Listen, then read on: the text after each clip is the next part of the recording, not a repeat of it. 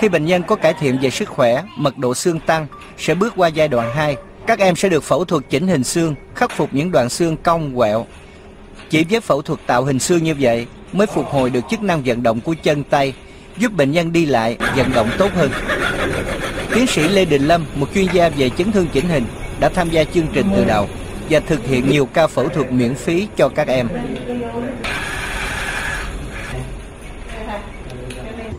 Như vậy là cái số lượng tôi mổ là xấp xỉ là 70 trường hợp.